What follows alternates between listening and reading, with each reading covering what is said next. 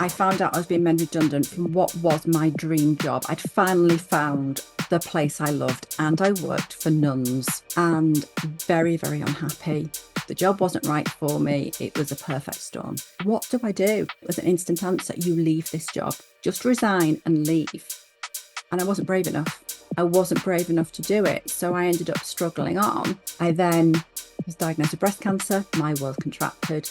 It was a brutal 10, 12 months of treatment. I realized I was attracting people into my coaching business who'd been through trauma, had similar experiences, not necessarily cancer, but just, big life, midlife life events. And now we're going, who am I and what's next? We get into probably our 40s and, things change, we change, everything about us changes, our priorities change. And you suddenly start questioning, don't you? Like, is this it? Who am I? I've been doing this for 20 years maybe, but is this really what I want to do for another 20? But it's just that really ancient part of your brain trying to stop you getting eaten by wild animals. Because none of us want to be eaten by a wild animal. Don't.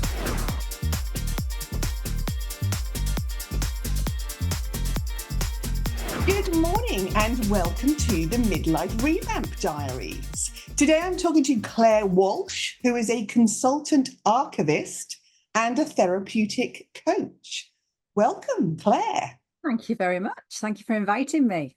How are you doing? I'm very well, thank you. Nice sunny day in England, is it? It's trying. It's trying. Where are you based? I'm in Wigan, which is in the northwest, which is notorious for being very wet. And it is living up to expectations at the moment. Okay, well, let's hope September brings better weather then. It often does. Here's hoping. Right, so Clare, tell us a little bit about what you do now, because you've obviously got two sort of careers going on, archivist and coaching. They're quite different things. Tell us a bit about what you do and who you work with. Yeah, they're very different things. You're absolutely right.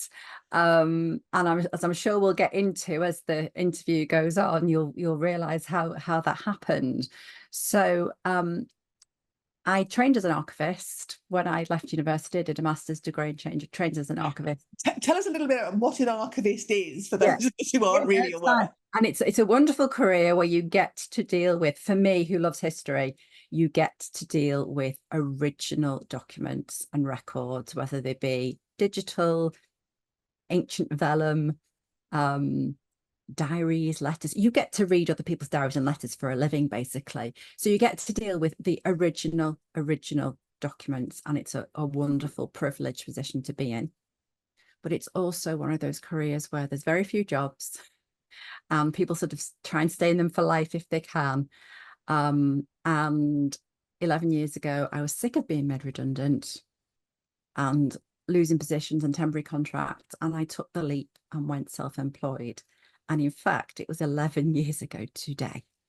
I deliberately chose today to record this interview because it was the 11th anniversary of me taking the plunge and saying, well done, congratulations. 11 years going out on your own, that's quite an accomplishment. It is, and I'm wearing a little necklace. I don't know if you can see it. It's called Guiding Star, and I bought that for myself to celebrate today. So I'm wearing this, and I think it's important that we acknowledge these things. I'm really happy you chose to celebrate it with me here. It was deliberate.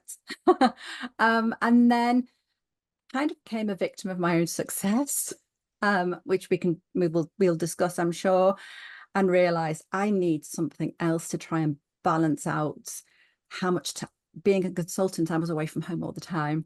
How can I balance this out?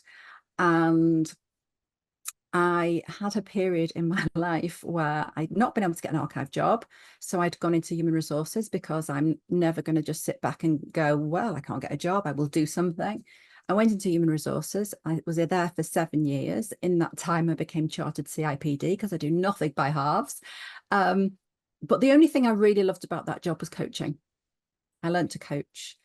And I thought, you know what, I miss that element. So I decided to do a coaching diploma about 2018, qualified. Of course, I was launching a business, growing a business during COVID, which wasn't easy. I then was diagnosed with breast cancer. Literally the week the COVID restrictions were lifted in Britain, I was diagnosed with cancer. My world contracted. It was a brutal 10, 12 months of treatment. Came out the other side, realizing that I needed more surgery because discovered I had a genetic fault. Literally only just gone back to work after that. So it's been like my life's been on hold for 4 years, thanks to COVID and then cancer. But by the nature of who I am and how I was presenting myself online, because I showed up every day through treatment. I wasn't actually coaching, but I showed up online and still talked about what I did. Well, that's actually really hard. I think that's, something that a lot of entrepreneurs struggle with, is that whole visibility piece and putting yourself out there every day to sort of talk about your thing. It felt a way of remaining in control. It was something I could still control. So at the time I had a podcast, which is still available to listen to. And I produced my podcast right through treatment. And what I used to do is I used to do everything in week 3 of my chemo cycle, because I kind of felt vaguely human in that week. So I would organize all my social medias so it was ready to, go out automated, and I'd record podcasts. And I remember one week sending an email to my podcast producer saying, I've just uploaded 3 recordings for you, but I'm really, really sorry. You're going to have to do loads of editing, because I kept having to stop because my mouth's so sore. But it was my way of staying in control. And because I showed up like that, and because I was open and talked about what I was going through, not oversharing and not talking from the wound, being very careful about that, I realized I was attracting people into my coaching business who'd been through trauma, had similar experiences, not necessarily cancer, but just, big midlife life events. And now we're going, who am I and what's next? And I felt that, I'm a really, really competent coach, but I need more. So I've spent the last 12 months nearly doing a therapeutic coaching diploma, which I have to say is one of the best decisions I have ever made. Once again, I managed to do a big thing while I was going through something huge, like 2 major surgeries. But I don't regret that at all. I've come out the other side of it. I have so much more knowledge, understanding, tools in my coaching toolkit that I can help whoever's sitting in front of me and saying, I don't know why I keep doing this, or I don't know why I can't do the things I want to do, or literally, I don't know who I am anymore because of everything I've been through.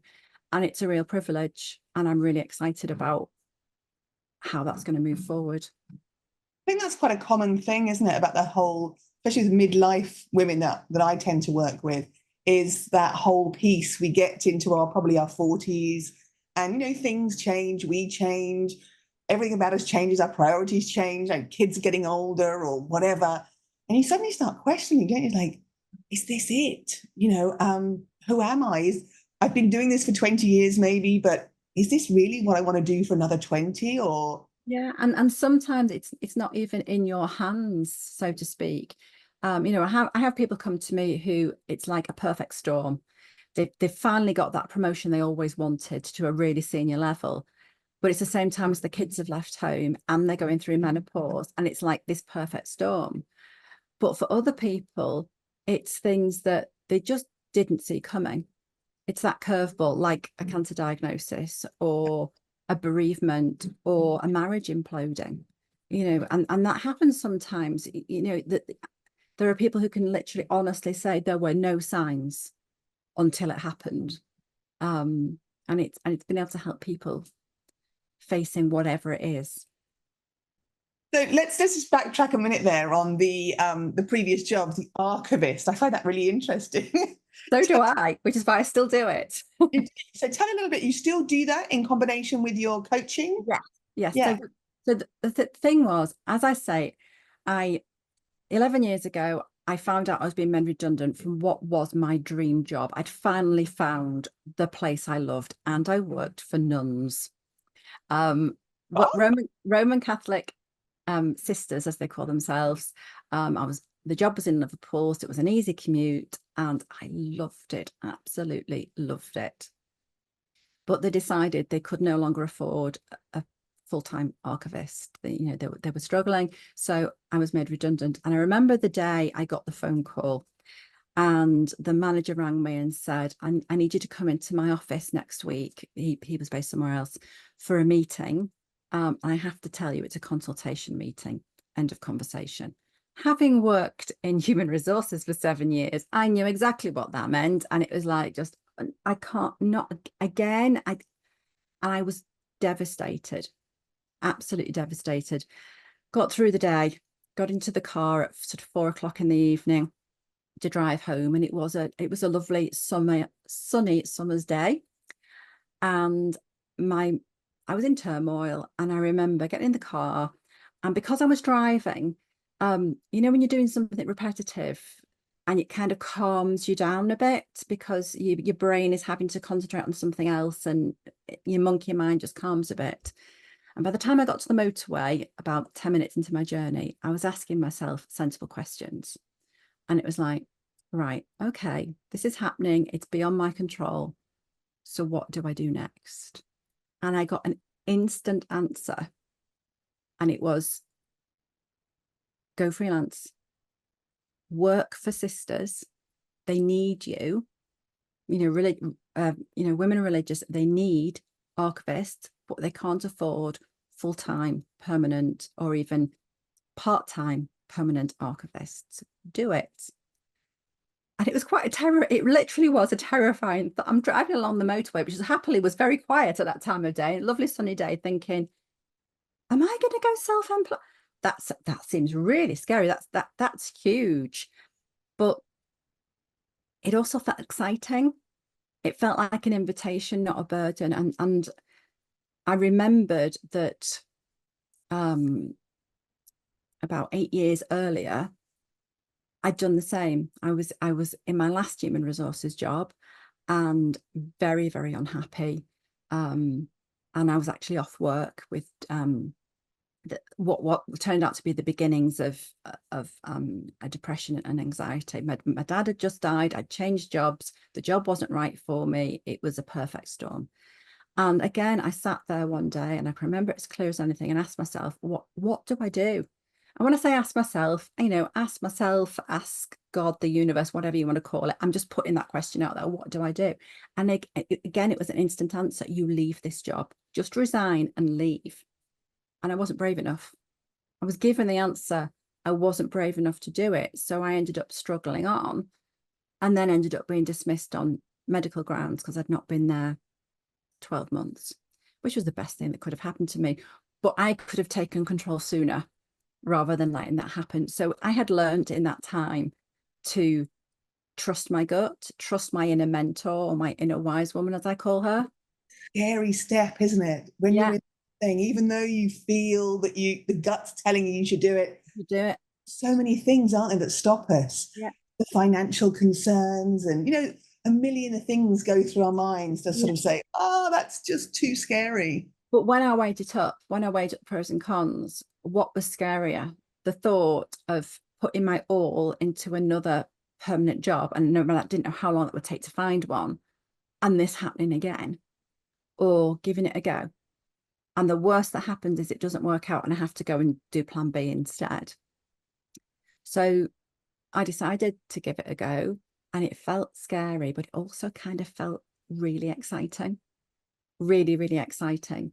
And a couple of weeks after this had happened, and I now was in the consultation process, I was going to a conference, a small conference, but it was a Catholic Archive Society conference. And of course, that was niched. Very niche. I didn't realize that's what I was doing, but that was exactly what I was doing. I was niching. So I went along, very quietly told a few people what was happening, because I was told I couldn't make an announcement because the sisters I worked for didn't all know yet. So I couldn't just sort of stand up and be. So I very quietly told a few key people who went, such as your body's been asking, I'll go and have a word. And by the time I left that conference, I had 2 contacts to follow up with. By the time my redundancy actually happened, which was a few weeks later, I had 3 people to follow up with. Wow, that's a really successful launch. And all 3 were desperate to say, yeah, fine, whatever. Yeah, whatever. Yeah, brilliant. So 11 years ago today, I got in my car and I drove to Oxford and did my first 3 days consultancy. I'd also secured a contract to go every single month for 2 days to a client I still go to, but it is a lot more than 2 days a month now, which is brilliant because they saw the value and went, no, we need more of this. And then I had a third client in Salford, which again was nice and local, where I did a day a week for several months. So it started really slow, and my redundancy money was necessary to top it up. I put one advert out twice, once in the Catholic Archive Society circular and once in a circular that goes out to the senior leaders of the religious congregations. They both went out the same month, and that was the Christmas after I first started. I've never advertised since. And within the first 2 years, I was then fully booked. And that's when I kind of became a victim of my own success. Right. Because we reached 2018 and I was away for 39 weeks of the year, Monday to Friday. And I was tired, not particularly healthy, grumpy. I wasn't enjoying myself, having to, get down to Euston on a train most Monday mornings, then cross London, then go out to wherever, Sussex or Kent or Essex or wherever. And then getting home about 11 p.m. on a Friday night, having done the journey in reverse, the number of times things go wrong with trains. And then my weekend was spent trying to get the washing done, the packing done, trying to see my family, my mum, my sister and my nephew, and then start again on Monday morning. I didn't have a life. So you've gone from one lack of balance in corporate to another lack of balance, even though you were self-employed. Yeah. So the first thing I did was cut that I could take control of without getting rid of clients and without having a plan B, was I just told everybody I no longer work Monday to Friday, I work Monday to Thursday. And while I was actually away working, what I'd been doing, because I was so pleased to have got the work and really wanted to, get the most out of me and be happy, I was doing ridiculous things like traveling most of Monday, then working from when I arrived till about 6 p.m. and then being at my desk by 8 o'clock each morning and then working till 6 or 7 in the evening. I'd have a lunch break, but so I was doing like 10, 11-hour days. No wonder I was grumpy and unhealthy and pretty miserable. So I cut my days down to 4 a week and I started working a normal working day, i.e. 9 till 5. And the thing I realized was I was actually still getting through the same amount of work because I wasn't exhausted. Yeah. I had more in me.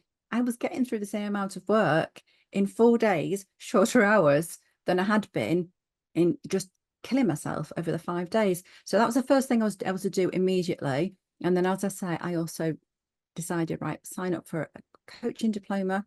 Can I just stop you there? You've got a perfect job now. You've got your balance. You're doing 4 days a week. You're loving it. What made you feel you wanted to do something else? Because I was away 39 weeks a year, and that's still not a perfect balance. Right, okay. So you're still doing all the traveling. So I'm still doing the 39 weeks. I'm still doing all the traveling, and it's hard. So what I've done is made an immediate decision for the benefit of my health and sanity. But I'm aware that even after a little while, even that's going to feel too much. It was a tweak, but not a total solution. It was a tweak, but not a solution. And I also missed the human interaction. And most of the time I was on my own in a room, working on my own, having lunch with the community, and then in the evening in a room in a convent on my own. So I just wanted a bit of more human interaction.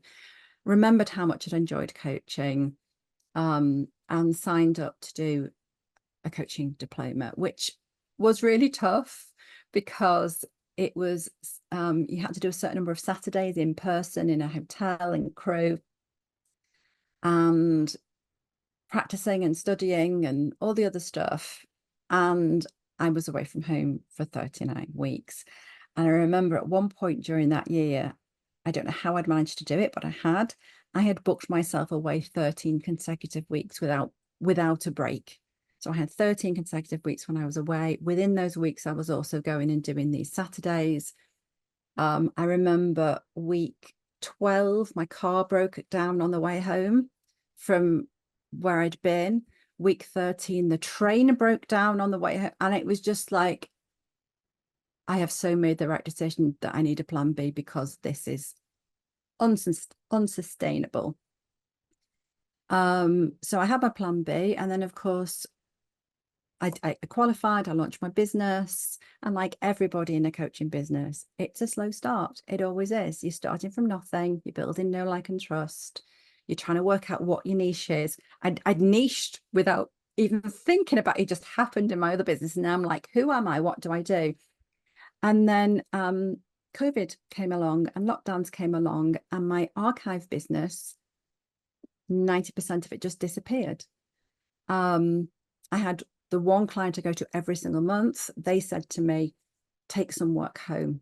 There's a lot of archive work you cannot do unless you're in the building, but there was all sorts of policies and procedures that needed writing and doing, and leaflets, and this was a perfect opportunity. So I was able to still keep on working for them, but everything else disappeared. And I don't know if, well, I think unless you were in it, unless you were self-employed in this country when it happened, there was a few weeks where the government obviously was flailing around trying to work out what they were doing.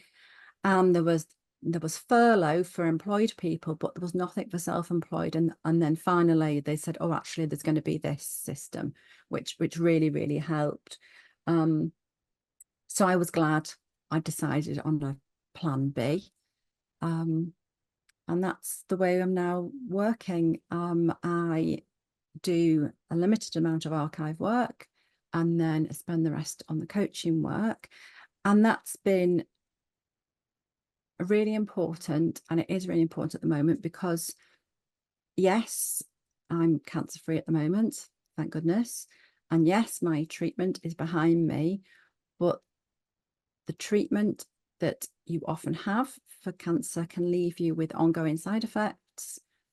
And one of my many side effects, I do call it the gift that keeps on giving, is fatigue. And so I don't have the energy I used to. Fatigue, unless you've experienced it, it's hard to describe to people sometimes, but you can't fix it with a good night's sleep. So I have to be really careful not to get myself into a crash and burn cycle where I use too much energy and then pay the price for several days, even a week sometimes. So I'm just really glad that I'd already started on this path of realizing I can't archive all the time, because right now, it might not be forever, but it could be. I haven't got the energy. I don't have the physical energy and capacity to do the amount of work I used to do. What do you feel about your sort of work-life balance, happiness, balance now that you're doing those two things? How does that compare to before? I feel it's much, much better. I mean, there's no comparison compared to that, like 39 weeks and constantly on trains, and I don't miss that at all. I'm aware though that at the moment I have 2 weeks away where I'm working for my client, and then I have 2 weeks at home most months. And at the moment, even if I wanted to, I couldn't do more archive work. So I feel I've got the balance kind of right. I'm looking forward to the day when I can say, no, I'm just going to do 1 week a month, and the rest of the time will be coaching, because I feel that would be better for my health as it stands at the moment, and also allow me to have more of a social life and do the things I love. I mean, one of my passions in life is choral singing, being in a choir. You're away 2 weeks a month, you can't be in a choir because you miss 50% of the rehearsals, and that's not on. So it's still a work in progress, but I'm very happy with the point I've managed to reach. It's interesting, isn't it? You say that archiving was was your passion and is to a certain Really? extent. Yeah. Sometimes that's not always compatible with, you know, following our passion for absolutely everything doesn't necessarily take us down the right path that's, you know, right for us at a certain point in time. No, absolutely not. Found And another passion, haven't you? absolutely. And the thing is, the clients that I go to every month, I love going to. It's by the sea, which is just bliss. And I get to do all aspects of archive work. I even help design the building it's currently in, because we moved the archive, and I get to do everything: inquiries, deal with researchers coming in, cataloguing, policies and procedures, the whole remit of what an archivist does. In my other consultancy work, when I was going, say, to a client just 2 or 3 weeks a year, more ad hoc, I was mainly just sitting and cataloguing all the time, which is important. It has to be done. You have to, you know, catalogue your items in your archive, but it wasn't using all of what I'm capable of. And it wasn't allowing me to do things like help people find stuff out from the archive. But that's really, really important, to help people discover things about themselves, their family, the place they live. And I missed that. So I'm working really hard at making sure the bits I keep are the bits that feed me, not just literally put food on the table, but feed my passion. Yeah. So I know hindsight is a wonderful thing. And, you know, when we've had non-linear careers, things are up, things are down, some things are better, some things are worse. But if you could look back, are there any things that you'd wish you'd done or you wish you'd done differently? Or I think looking back to when I was still employed, I absolutely should have followed my gut when I said, what do I do now, and leave this job. And I think the issue there was because my dad had just died and he'd had quite a lengthy and not particularly easy battle with cancer. I was quite traumatized, and as well as grieving, I can recognize that now. I didn't have the words or the knowledge to know what that was then. So if I'd been well when I started that new job, I'd have seen a load of red flags and straight away been thinking, I've made a huge mistake, but I can do something about it. Let's start looking for another job now and just own the fact that you do not belong here. But because of what I'd just been through and how I was and didn't feel like myself, all those red flags I made about me. There's something wrong with me, that I'm not fitting in here. So that is one that I just wish I trusted my gut at that point. but then in a way that helped you the next time it came around, Oh, didn't it? absolutely, absolutely. You're saying with hindsight, I learned from it, but I wish I trust my gut. In terms of when I started my business, again, I wish I'd never booked myself 13 consecutive weeks without a break. But I think when I first started out, I was finding my way, and I was just thinking, this is what I have to do. You know, if I've spent a lot of time traveling, I need to make up those hours, rather than thinking, no, they're paying for me to travel. It's part of my working hours. And I think I was just so grateful for the work at the beginning. But I let that go on too long. I should have pulled back earlier. And when I took on new clients, just thought, right, okay, this is a new client. They're not going to expect me to be at my desk at 8 because I've never done that. But I was just in this kind of very much still in perfectionist mode. I've let go of that now, but at that time it was just like so grateful and having to just be perfect, and there was no need for either. I think that's another thing that when we go into business for ourselves, that's sort of one of the things we have a tendency to do, isn't it? To try and get everything perfect rather than getting stuff out there and getting the ball rolling. It's fear, isn't it, in a way that holds us back from just launching and doing. But Yeah, and I think sometimes we're so grateful that someone said, yes, I'd like you to work for me or with me, that we kind of overcompensate rather than just thinking, why wouldn't they want to? and I'm a professional and I will do a really good job for them. We kind of go too far the other way and trying to prove to them, you made a really good decision here. So, any words of wisdom for other midlife women out there who might be feeling the same or thinking, "Oh, I'm at that point now where my gut's telling me that something's wrong." Any advice or? I think learning to trust your gut is really, really important. And when you listen to, let's call it your inner wise woman, when you listen to your inner wise woman saying, you really need to leave this job, or you really need to go to part-time, or it's about time you went for that promotion. The reason you're bored is because you should be working the next level up. Whatever it is, listen. But then your inner critic is going to pipe up and expect that. Don't make it mean your inner wise woman was wrong, because your inner critic lives in the oldest part of your brain, and her job is to keep you alive. So if anything's causing you a little bit of anxiety, she thinks danger of death. She doesn't think, oh, we're filling in a form which may or may not lead to us having an interview in a couple of weeks. She thinks we could die.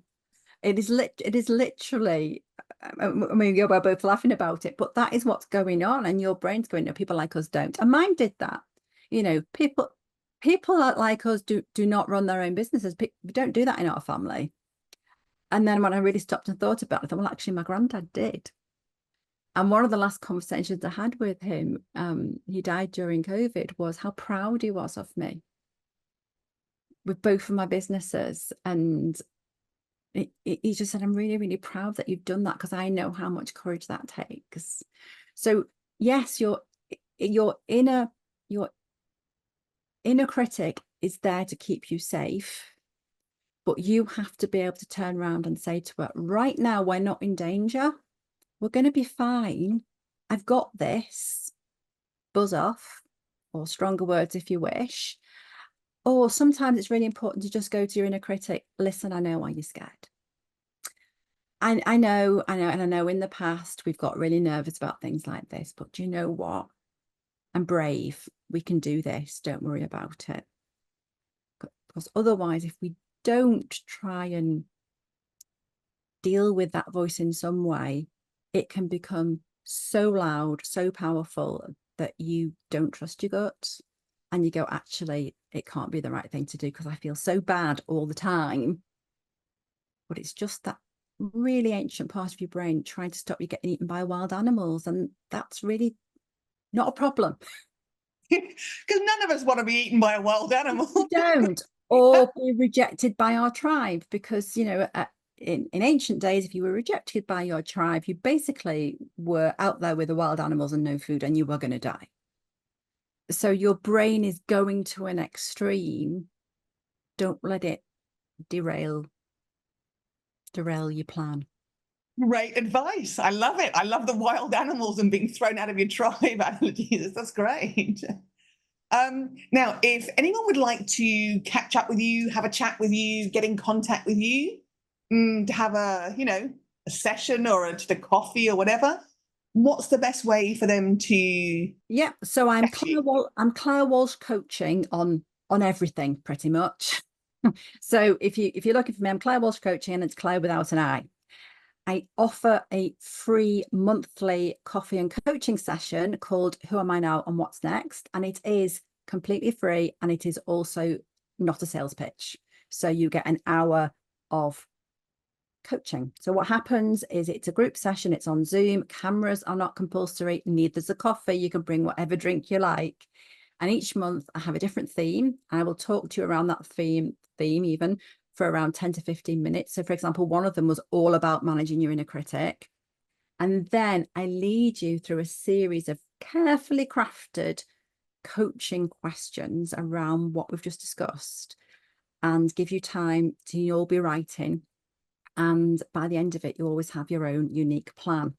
So the next one is on the 5th of September. It's at 7 o'clock in the evening. If you sign up, you get the replay.